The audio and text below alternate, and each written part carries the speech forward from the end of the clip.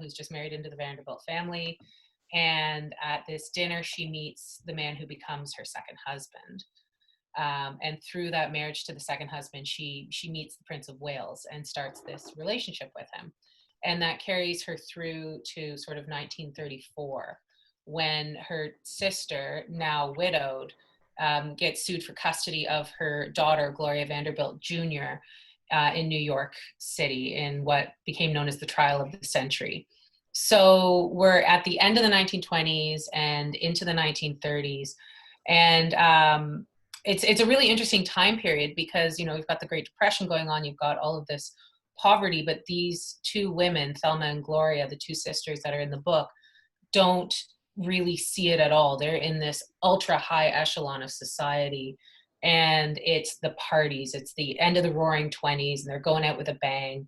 It's it's the parties and booze and clothing and opulence, and really kind of hitting that interwar vibrancy before it all comes crashing down again in the 1940s. So it's a really fun time period to write about, and it's been really exciting to do.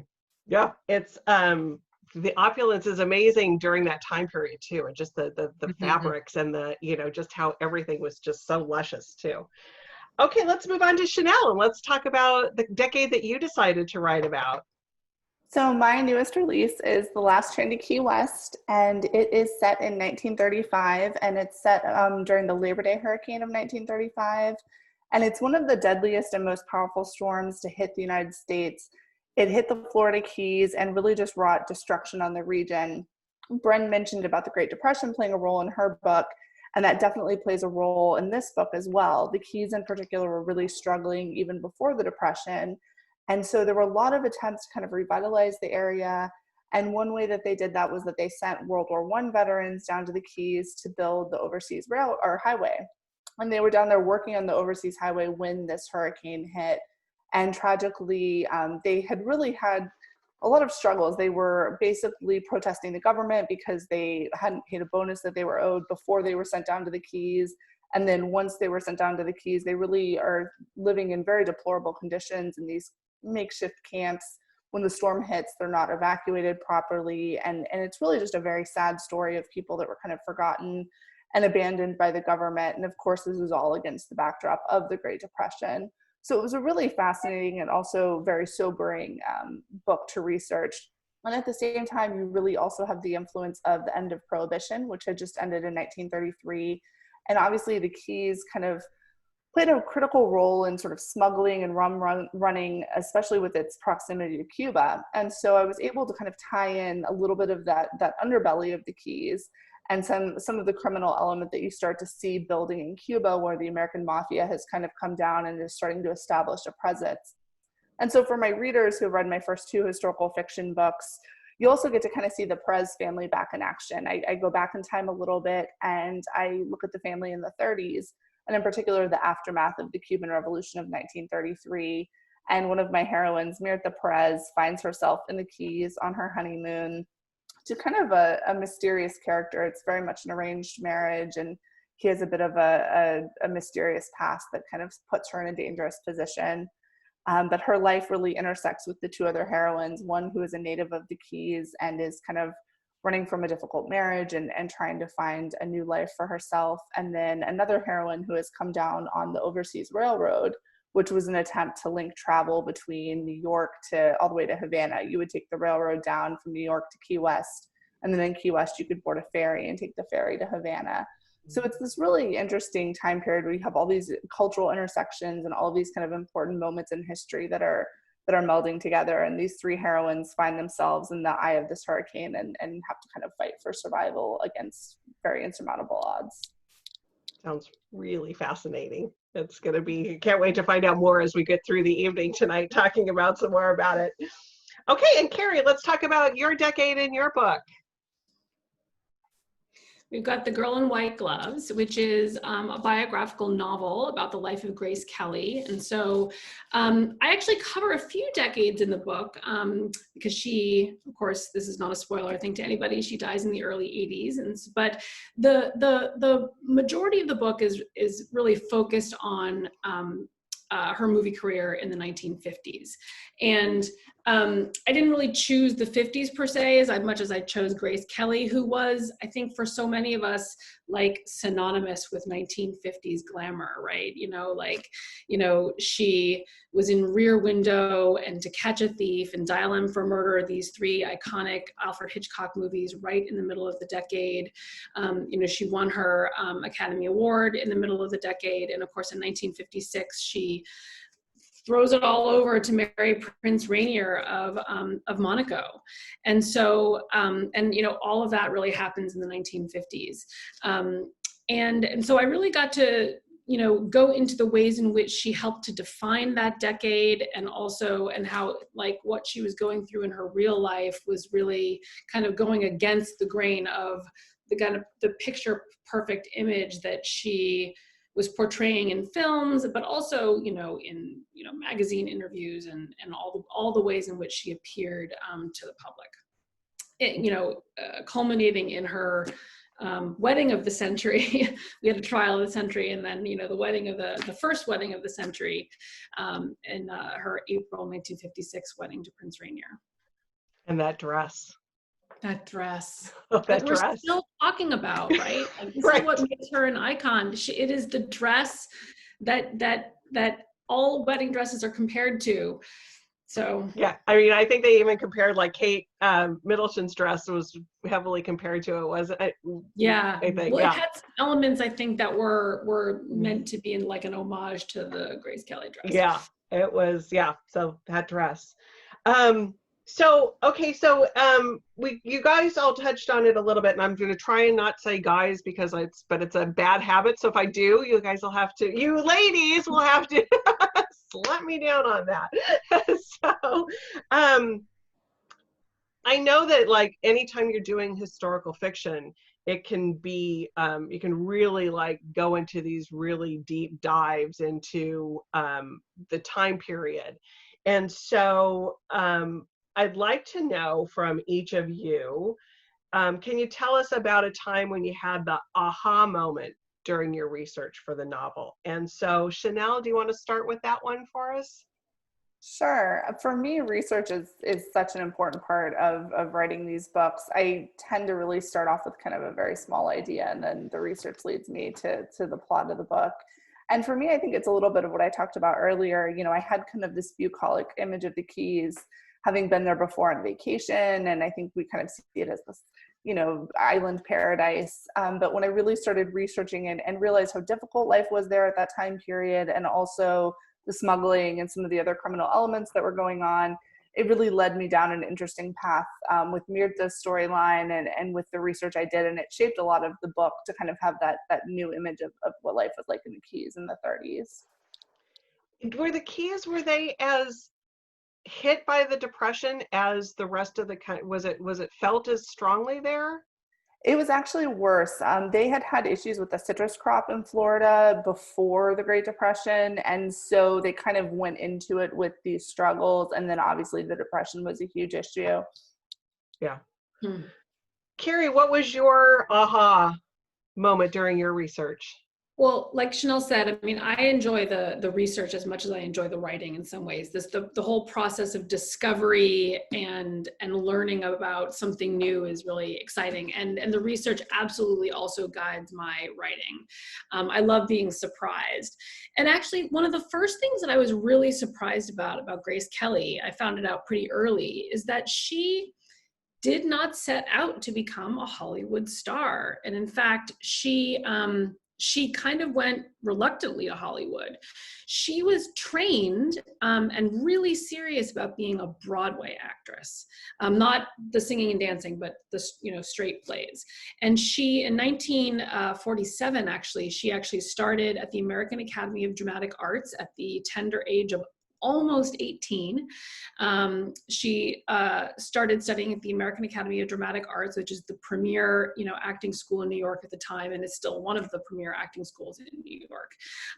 And she did the whole course. It was very rigorous, and she was really serious about it. And actually, interestingly, she was quite disappointed. She went to, she graduated and then she went to audition after audition after audition, and she just wasn't getting the traction that she really wanted from that career. And she ultimately finds her way to Hollywood. I'll leave it at that for now. But it's really not what she set out to do.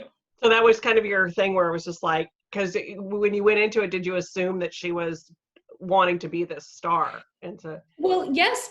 And, because she was. Right, right. And that it's such a hard thing to accomplish on its own. The idea that she kind of would have gone reluctantly was a genuine surprise. It's hard to do what she did.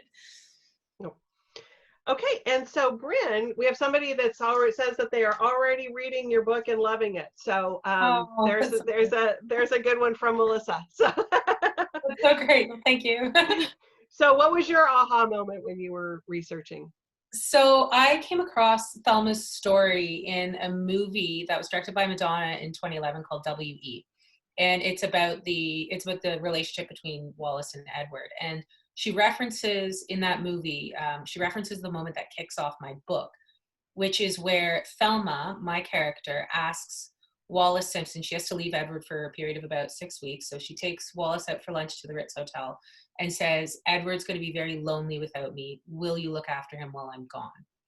And I remember seeing this moment recreated on the screen and thinking to myself, what an odd request to make of a friend. Like, I would certainly never say to a friend, like, take care of my boyfriend for 6 weeks, would you mind?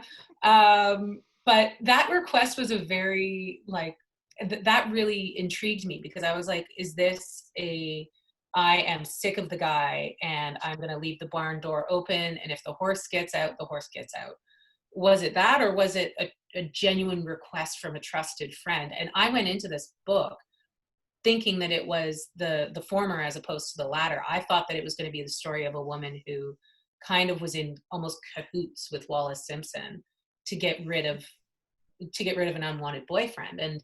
And as I started to research her, as I started to figure out more and more about her life, one of the details that I came across was when she died in the 1980s, she dropped out of a heart attack in New York City. And when they found her body in her handbag, she had a keepsake from Edward with her. And their relationship had ended in 1934. And so this woman had carried around this keepsake for her whole life. And that just completely changed my perception of her. It was, oh my God, she was in love with him, and she remained in love with him, or with, the memory of him for her whole life. And that really was very much an aha moment, because I thought I was writing a completely different book. Right, it's like this scandalous, like she was the one that was just like kind of being the bad girl sort of. Yeah, exactly. That was kind of where my head was going. And then it turned out it was a completely, she was completely, surprised me, I guess. Which brings up another question. And Kerri, we're going to start with you on this one. Because it has a little bit to do with where you find and I think for Bryn, it's kind of maybe with you too. So when you're writing historical fiction, how do you mediate the balance between historical fact and fiction? And do you ever change historical facts to fit the narrative of your book? So Kerri, you want to jump in on that one? This is such a good and hard question. I mean, and I'm really interested in Chanel's, I'm interested in both sets of answers, because Bryn, like I am, is writing about a real person, but Chanel is writing about fictional people, but in real events. So I think our answers should be juicy and interesting. And I'm going to start by saying that the answer will be probably different for all of us, as different as they would be for any historical fiction author that you ask. In writing about real people, one of the things that I would never change the movies that Grace Kelly was in, or the dates that they were released, or certainly you could never move the date of her wedding, or anything like that. But I'll give you a small example, which is not at all a spoiler. There was a conversation that I really wanted her to have with her son. It wasn't like a particularly important plot point or anything. It's just but it sort of showed some of the texture of their relationship, and it was about Star Wars. It was about a movie. And I wanted her to do it when he was already away from Monaco at college at Amherst. But I had to fudge the date on that a little bit because of the release date of the movie. So I feel like it was less known when her son would have started college than it was when Star Wars came out. So, and I account for this in my author's note, that I had to fudge the date of, when her son would have started college in order to accommodate this conversation. So, and, the author's note is a place where writers of historical fiction get to account for the changes in the historical record that we knew we were making. And so I do try to do that.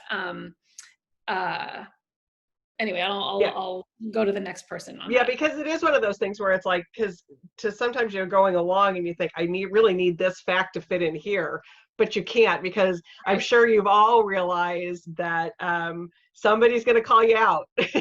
Your readers will like. So Chanel, how do you handle that? Do you want me to redo the question, or you got it? Oh no, I'm good. I was thinking as I was listening to Kerri answer. I really have a hard time with this, and anyone who works with me is not surprised by that. I'm very literal, and so I have a really hard time straying from the historical record.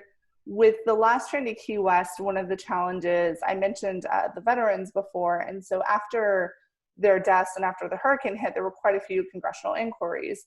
So this time period is really well documented in terms of what the weather conditions were like on the ground, when the ferry stopped running, because the ferry connected some of the keys at the time. And it's over such a short time period that I really found myself writing to the weather conditions. And at times I would have to change the book. I had the ferry, there's a ferry scene in the book, and I had it happening later on. And as I was doing my research, I came across a mention that the ferry had stopped running over the weekend at a certain point. And so I had to go back and reflow the plot of the book to match that. So it definitely was challenging with this book in a different way. My previous books took place over larger timelines, but I think particularly with this book being such a short time period and all of the documentation and the weather playing such a role, I really definitely tried to make sure I stuck as faithfully and accurately to that timeline. I think for me, writing fictional characters gives me the freedom maybe that I don't find elsewhere. So that kind of allows me to be a little bit more creative in the story, because I don't have to follow someone's biographical life and events. That said, I did just finish a book that has a character who's a real life person. And I struggled with that. And my editor had to keep being like, it's okay if you extrapolate something or there's a gap in the research and you have to fill it in. And it was a challenge for me. I just think with my personality, that was something that was new and was a little bit tough, because I do like to stick to it as authentically as possible if I can. Because there's the facts, but then there's like, what are people thinking? You can't ever really know that. And then, when there are some documented conversations, but you have to be able to, that's where the creative. It's a challenge. Yeah, it definitely mediating those. And, at the end of the day, we're writing historical fiction. So we want to tell a good story that's balanced, that our readers enjoy. And sometimes that does mean you have to do things a certain way and be creative with how you can present the story to your readers. Right. Because that's the whole, And Bryn, how would you like to answer that question? Well, like Chanel, I'm very literal in the sense of, wanting to stick to the historical record as accurately as possible. And like Kerri, I absolutely love having the author's note at the end as sort of the mea culpa. When I started my book, I had it was like the Unabomber's wall of all of the dates, and everything was going to be perfect. And I was going to know exactly what the weather was like in London at that date and this time. And that was, I had it all planned out to be like that. But at the end of the day, I had to actually extend Thelma's relationship with Edward by about 6 months in order to align it with the custody trial that is this sort of the second narrative pillar of the book. And I felt like I struggled with that decision, because I was like, no, but it has to be absolutely historically accurate the whole time. However, by aligning the two more completely, I feel like it became a stronger narrative, and it became more of a study of who this woman was, and much more true to, I think, to who she to who she was, to who she portrays herself to be in her memoirs. And so, yeah, I mean, it's, at the end of the day, we are writing fiction. We're writing historical fiction. And I think that as long as we're approaching, particularly, historical personages that really lived, as long as we're doing it with the most amount of respect that we can, and as long as we're not trying to pull the wool over people's eyes, I think that's really kind of what matters. And I think to your point about the author's note, to all of our listeners out there, read the author's notes, because it's amazing how many people will take what you've written and think it's fact, when it's like, when you've kind of played around with some stuff. So I think it's really important that everybody reads those author's notes. Oh, yeah. just to save themselves at a cocktail party in case they quote something. So with the research, and historical fiction, that is what it's all about. It's all about the research. And so with that and the process, I'd love to hear each of you talk about your process.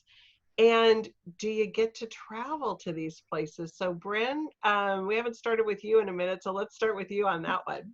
Yeah, I was really lucky when I started writing the book. I decided that if I was going to really, focus on it and give this a go, I was going to apply to do a master's. And because that way, if it turned out I was a terrible writer, I'd have something to show for it on my CV. That was the reason why. And so I applied to go to St. Andrews in Scotland, because I knew that the UK was where Palma spent most of her life. And I wanted to be able to do some on the ground research and walk the streets where she walked. And so being in the UK was amazing, because I got to go to her house in London. I got to see, I spent kind of every weekend that I could exploring all of these sites that were important to her. And I think that really does, if you've got the opportunity, it gives you such an incredible insight into things that you wouldn't know otherwise. You wouldn't know how cars sound going over the cobbles of the street. You wouldn't necessarily know how the light falls, on that park bench where you're going to set a seminal scene. And so that for me was really, really useful. I'm not able to do that. My second book is set in Russia, and obviously with COVID, I'm not going to have that same experience being able to go, and that's fine. I'm going to hopefully figure it out a different way. But, the other part of the research was just being in libraries, being able to get that, whatever firsthand accounts I could, going to museums, feeling the fabrics of the 1930s, being able to see jewelry, the settings of jewelry, things like that. Was just having that tactile experience, I think, is for me something that I really kind of connect with. Yeah, because you can really go back after you see it. There's something about doing the research online, but then when you actually see something and you can go back in your memory and just try and remember what it's like. Kerri, you want to answer that one next? Yeah, well, I'm going to echo everything that Bryn said. So for my first novel, I've had two, kind of different experiences actually on this. So with my first novel, The Kennedy Debutante, I had lived in London when I was about my character's age. So now quite a long time ago, about 2 decades ago. But that actually turned out to be really terrific, because I was able to give her my own youthful experience of absolutely loving London and England to this character. So, and it was part of what drew me to her as a character and everything. So with Grace Kelly, I actually went to the places that she that had been important in her life. So she grew up in Philadelphia in a house that her father built, and she summered in Ocean City, New Jersey every summer of her life, also in a house that was built by her family. So I happened to live outside of Boston, so I just drove myself down to Philly one weekend, and I had been to Philadelphia, but not for a very long time. And so it was actually pretty eye-opening to go see her house and see Philadelphia as a city, and then go to Ocean City, New Jersey. I had never been to the Jersey Shore before. I'm horrified to admit. So that was all eye-opening. And then I was also able to go to Monaco. It was really, so in addition to, doing the touristy things and seeing the palace and the church, where I went to a mass in the church where she got married, and, doing that kind of research there. But just as, Bryn said, feeling the way the light falls, you know, and the way the air felt. You know, it was late summer when I went, it was really hot. And, you know, I went to this little French town called La Turbie, which is about half an hour outside of Monaco, where actually she spent quite a bit of time raising her children and everything. And I never would have discovered this place without actually going there. And I wound up, as a result of being on site and going to this place, setting a really important scene in the novel there. And, you know, it just is something that I wouldn't have been able to do without it. But all of that said, a writer does not have to go to the place in order to write a novel that is incredibly evocative of the time and place. You know, I think famously Palma McLean did not go to Paris to write The Paris Wife, so Sure, yeah. it can be done. Yes, it definitely but it is can. nice if you can, and it can be done beautifully, but it is nice if you can go. I have found it to be useful. And it's kind of one of the perks of the job too, right? It's like, oh, I think I need to go research this book. I have to go to Monaco. And Chanel, we're going to go to you, but Nancy has a quick question first from the comments before you get to how you did the research and traveling. Should your books be read in order? That's a great question. So with The Last Train to Key West, you can kind of read it in any order because it takes place earlier than my books. With Next Year in Havana and When We Left Cuba, they can technically both be read as standalones, but I do recommend probably reading Next Year in Havana before When We Left Cuba, just because one of the main character in When We Left Cuba is in Next Year in Havana, and you get a little bit more of her backstory if you read that one first. Okay, and then do you get to, I think I know the answer, but I'll let you go. So with research, with Next Year in Havana, I was not actually able to go to Cuba. I am Cuban American, and I was supposed to go, but my grandfather became very upset with the idea of us going.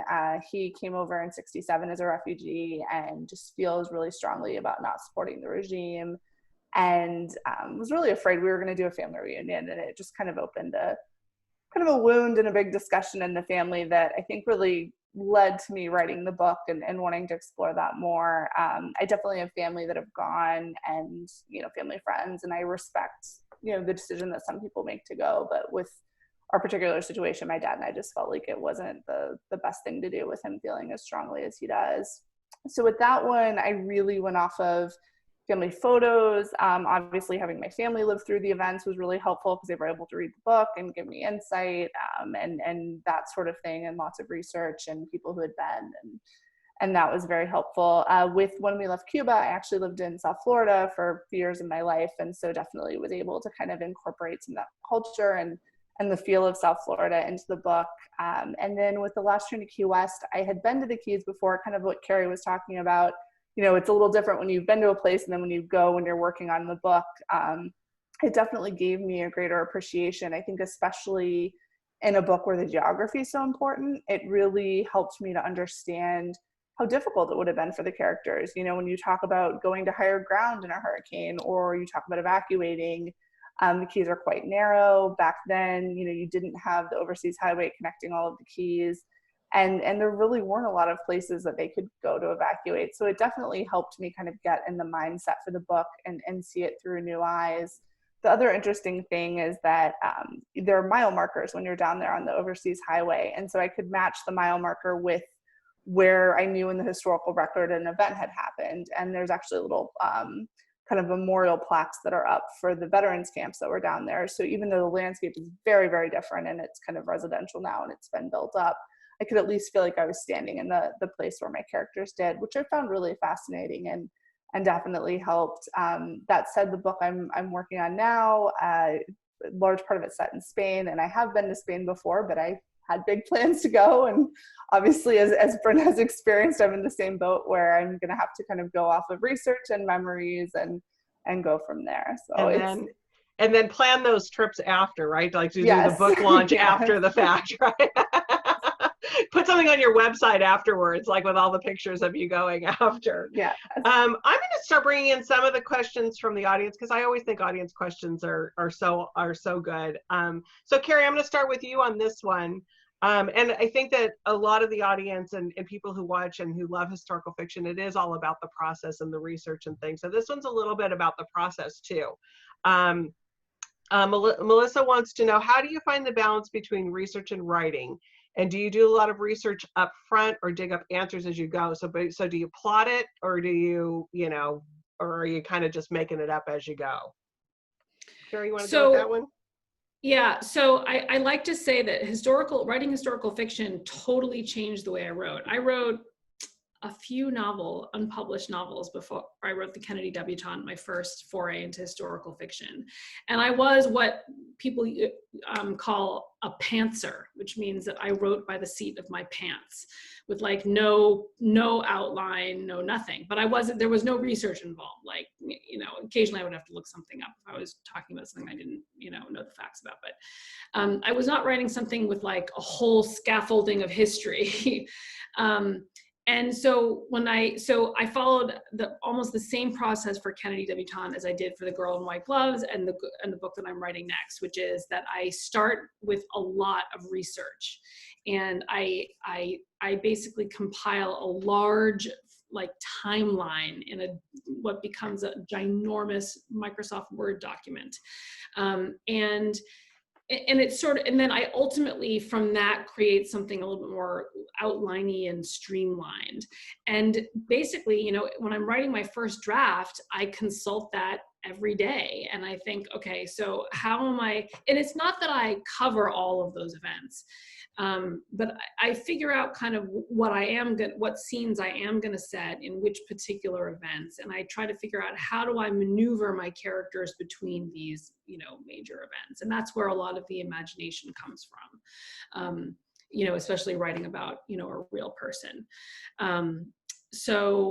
But then I still do, I'll call it small research, even as I'm writing and as I'm revising. So some of the local color stuff we'll say, like music people would have been listening to, or books that were published in the time, things that I want my characters to kind of talk about, to like place them in their time and place. Those are things that I tend to look up as I'm writing. And that's like really fun. Like sometimes I go down like a little like music rabbit hole. Do you create playlists for your show tunes from the 1950s? Do you do any playlists? I do not do playlists, but Chanel does great playlists. So maybe she can talk a little bit about that. Let's pop to Chanel with that question then about the process. Well, I will say I do playlists, and that is something I love. So that's just kind of a fun thing. It's usually what I listen to when I'm working on the book, and then I'll put it up on my website. My process really depends on the book. I am what Kerri described as a pantser. I still am. I wish I wasn't. It can be difficult at times, just because I tend to find myself in the story, so that leads to a lot of anxiety in the beginning portions because you don't really know where you're going or how it's all going to come together. But with Next Year in Havana and When We Left Cuba, I kind of researched as I wrote, I think because those were pretty personal and kind of tied with my family history. I knew the story that I wanted to tell and had a pretty good foundation just from growing up with it culturally, and then added in things as I was writing. With The Last Train to Key West, I started doing that and definitely realized it was more challenging, particularly as I mentioned with that short timeline. This book is a little bit of a departure for me in the sense that I don't have as much of a personal connection to this time period in Florida. My family was obviously in Cuba at the time. So it definitely kind of taught me to look at it a little bit differently. And then with the book I just finished, that'll be out next year, that one I front loaded my research. And I probably researched about 6 months, just kind of reading anything and everything I could, consuming as much media as I could. I love getting photographs, anything really, music, just anything that can kind of get me in that headspace for the setting of the book and to kind of help me channel my characters. And so then after 6 months of research, I started writing and would kind of do what Kerri did, where I had documents within Scrivener, which is the program that I use to draft my novels. And I would be able to kind of cross-reference if I needed to add a fact in or kind of look at the character description, because I do have quite a few real-life characters in those books. So it really, for me, just depends on what the book needs. And, I kind of adapt my writing process to what the story is. Okay, Bryn, this is your first novel, correct? First novel. Yes, it is. So the process that you did in the first one, we want to hear about, but then as your second one, did you do it the same way, or did you do some things a little differently? So for the first book, because like I didn't know that I didn't go into it with a publishing timeline. I actually spent about 2 solid years of just researching, and then 2 solid years writing. And for me, that worked. Like Kerri, I kind of come up with my sort of reference Bible. And, it's just everything I can find. It's, memoirs from like passages from memoirs. It's the actual dates and times of where people were when. It's also, what's happening politically, what's happening socially, economically, everything that I can find, all went into that one document. And then as I wrote, that really kind of helped me build the scaffold of the plot and flesh it out as authentically as I could. For the second book, I've done that. I've done that sort of front loading, as Chanel called it, that research front loading. But I tried to pants it a little more, and it turns out that pantsing is not my way of writing. I'm a plotter, so I've come back to plotting, and I realized, okay, I think that's my method. But I also find music. I need music from the time period. That is very much part of how I write. So I've got like a whole bunch of Spotify playlists that are all 1920s, which is very weird when other people are on my Spotify and they just turn on like the playlist. Oh, yeah. And it'll go from like Taylor Swift to like, I don't even know, Ella Fitzgerald to Duke Ellington to like, it's weird. So with that, and I'm sure we have some historical fiction writers or wannabe writers out there. So Chanel, I'm going to throw this one to you first, is because we're talking process and things, what's one piece of advice you would give to aspiring historical fiction writers? I think my advice really kind of goes across genres, and it's just to read as much as you can, both in the genre that you want to write in, and then also I think other genres. I learned so much from other authors. For some reason, my brain doesn't work in a way that I can read craft books. That's just not something that I really process.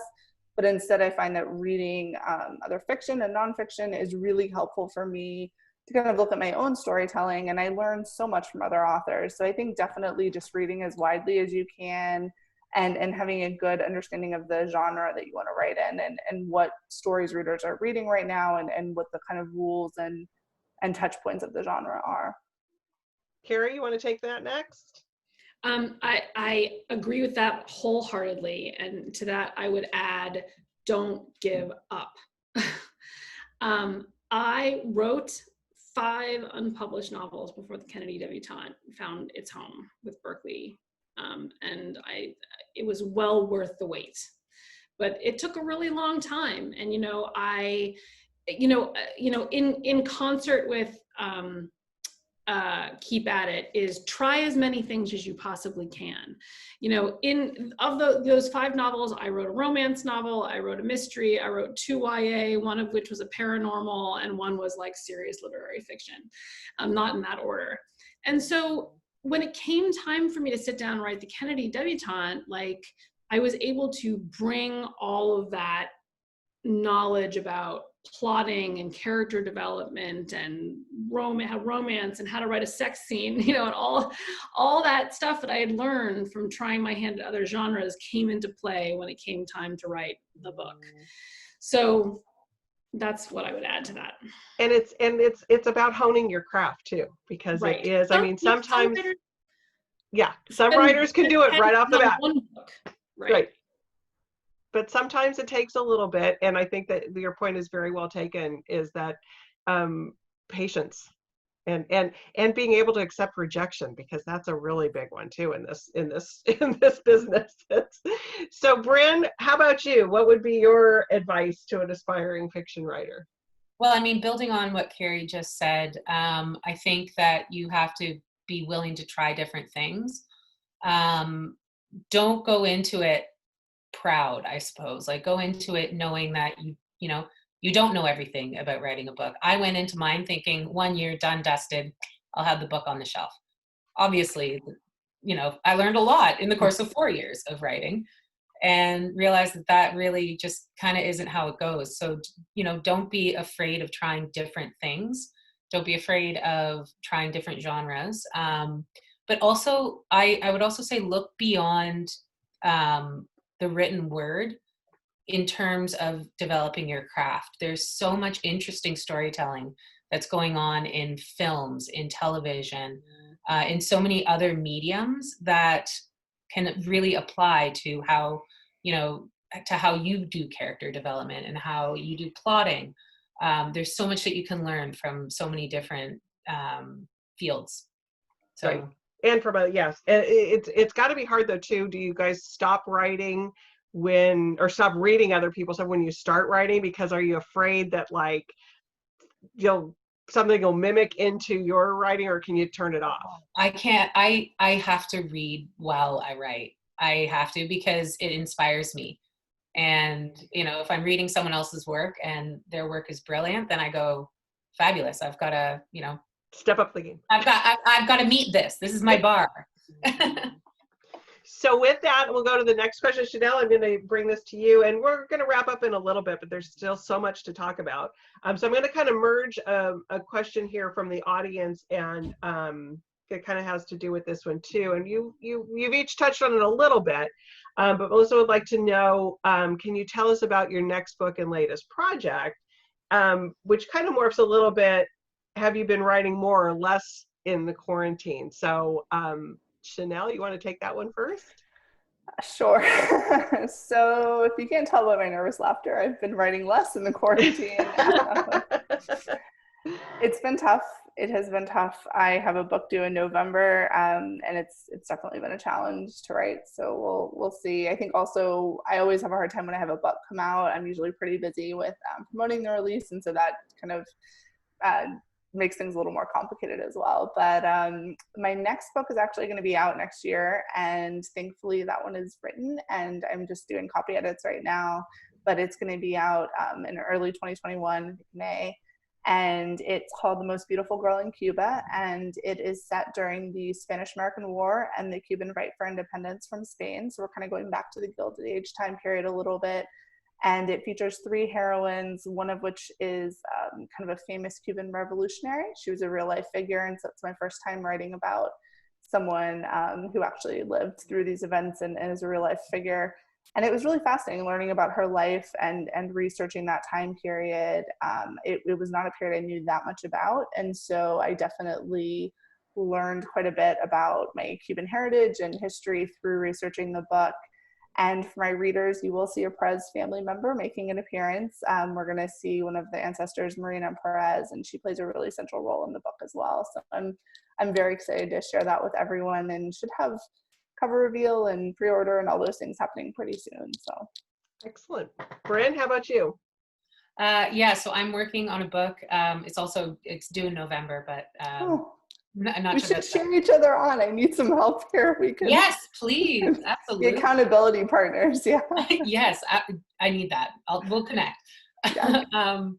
Yeah. I've written slower during COVID. And I think so much of that is, you know, you got to be kind to yourself in moments like this, where we've got this pandemic going on and everything's so uncertain.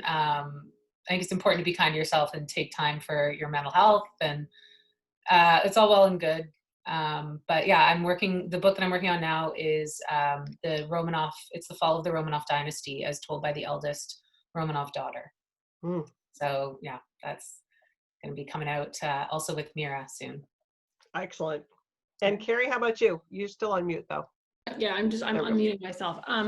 So I'm working on a book about Sylvia Beach, who in 1919 opened the original Shakespeare and Company bookstore in Paris, which became sort of the home to the lost generation writers, you know, Ernest Hemingway, F. Scott Fitzgerald, all those guys that you think of as being in Paris in the 20s. And she also famously,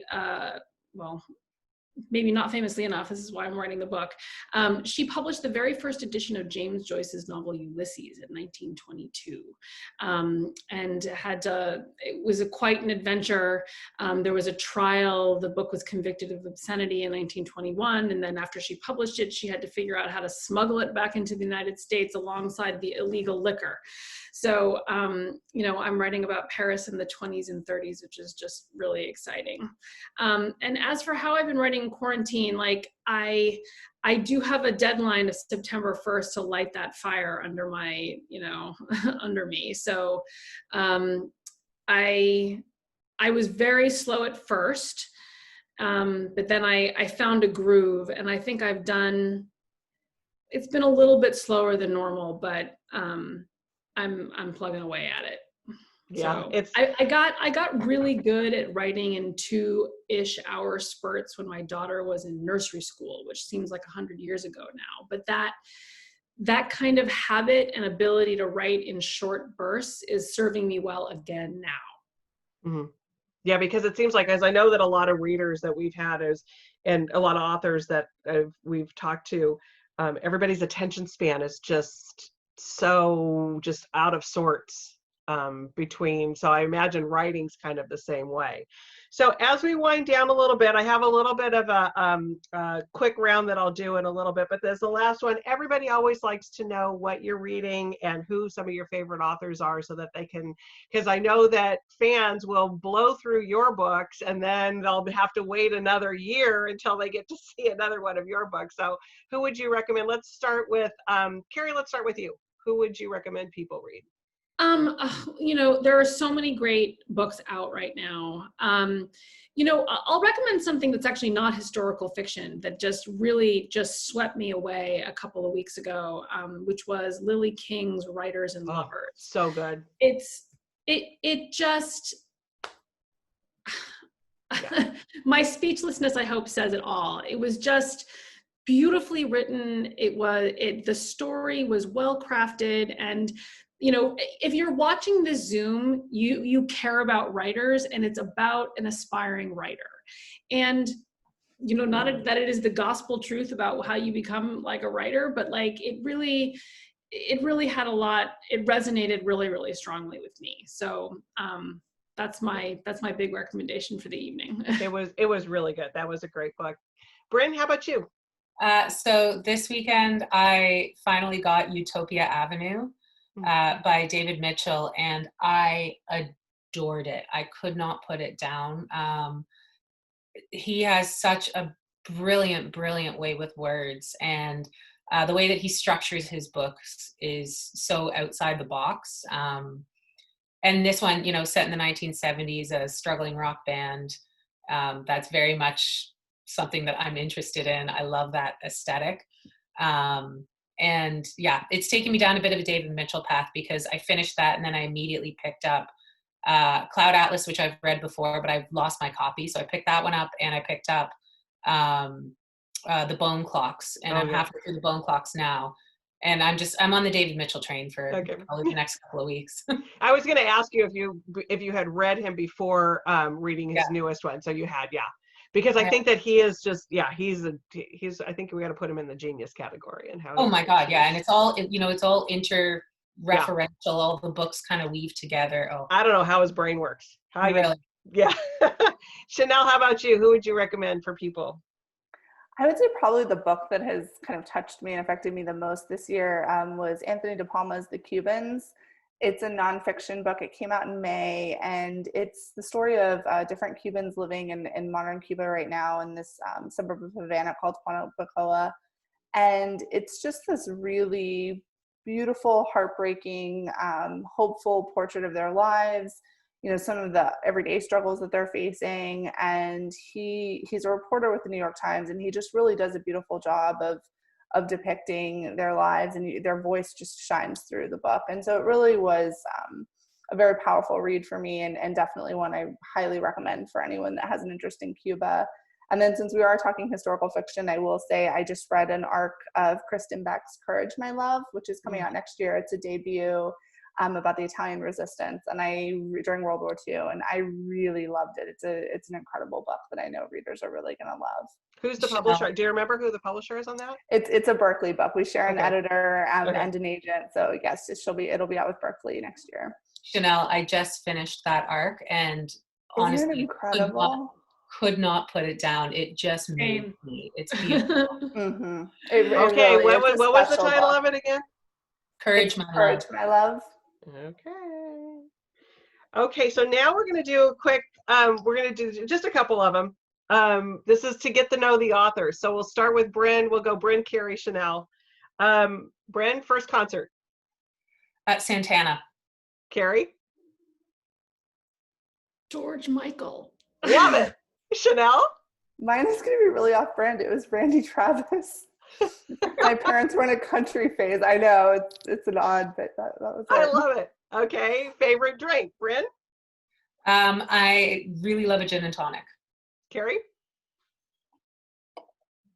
Coffee in the morning and Chardonnay in the evening. Chanel? I'm a coffee and champagne girl, I would say, similar to Kerri's answer. Okay. Burger or pizza, Bryn? Pizza. Kerri? I can't choose. I'm sorry, I can't. That's fantastic. Chanel? I'm going to go with both as well. I think that choice is too difficult I for will me. tell you, Grace Kelly was a huge burger girl, though. So Grace Kelly would choose burgers. I love that. I love it. And then, okay, so a final word about each of your books. What would be your final thing that you would want everybody to take away? Bryn, you want to take that one? Yeah, so Woman Before Wallace, gonna hold it up one more time. Yep. It is billed as a royal romance, but it's not a love story of a girl who falls in love with a prince. It is about it's a love story between sisters. It's about that unbreakable bond between two sisters. So that really for me was the takeaway was this is a woman who just has that unshakable, just beautiful bond with her sister. So it's a book about sisters more so than about princes. Excellent. And then while we have you on screen, tell people how they can find you and what's the best way to what's your favorite social media way to talk to people? So on social media, I'm most active on Instagram. Bryn Turnbull Writes is my handle. You can also find me on brynturnbull.com. I've got a whole bunch of behind the book features that I've just put up on my website, kind of deep diving into a bunch of the research that I've done. So yeah, check it. You can find me there. Excellent. Kerri? I'll also, just so I don't forget, I'm also most active on Instagram. I'm a Kerri Maher writer. I'm also sort of secondarily active on Facebook with the same name, so Kerri Maher writer. Okay, I lost track of the last thing that you'd want somebody to know about. Yeah. So the thing that I would like people to take away from The Girl in White Gloves, it really is that, Grace Kelly was a real woman with just like us. She had a beating heart, and before she was Grace Kelly or Princess of Monaco, she was a daughter, she was an aspiring actress, and later in her life she was a wife and a mother, and those roles, if we want to call them roles, were very important to her. And I think that all women will be able to see themselves in a lot of her struggles.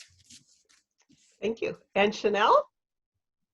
Before I forget as well, I am most active on Instagram, and I'm at Chanel Cleeton, and I'm also, my website is www.chanelcleeton.com, and I also have behind the books. I have discussion questions and some playlists for my books and recipes and things like that. So if you like to kind of see behind the book, that's something I definitely recommend checking out. And for The Last Train to Key West, it's really the story of three women whose lives are very much caught off guard by this event that really just changes everything for them. I'm very much drawn to telling stories of kind of ordinary women who find themselves in these extraordinary events. And so it's kind of an interesting thing to have written this book and then be in the environment that we're in right now. But it definitely has given me kind of a greater appreciation for what women through history have gone through and some of their struggles. And I hope with all of my books, you come away with kind of a sense of hope and kind of an ability to appreciate the strength of those who came before us. Fantastic. Well, everybody, that was a great conversation. We blew through an hour. I think we could have kept going. I mean, I still had more questions. It was that was really fun. So we're going to pop off of Facebook now. Just there's one more comment coming in. Everybody loved this. Everybody's saying that it was so interesting. So lots of good comments on Facebook. Just want to let everybody know that it will reside on Facebook. So if you came in late, you can see the beginning of it. We'll also have it on Warwick's YouTube channel. So you'll be able to see it on that as well. There's a link to order the books. So with that, we're going to toss it off and wave goodbye to everybody of our Facebook friends. So thank you everybody for joining us, and hope to do this again. Thank you for having us. Thank you so much. Okay, we're off of that, and we'll stop recording.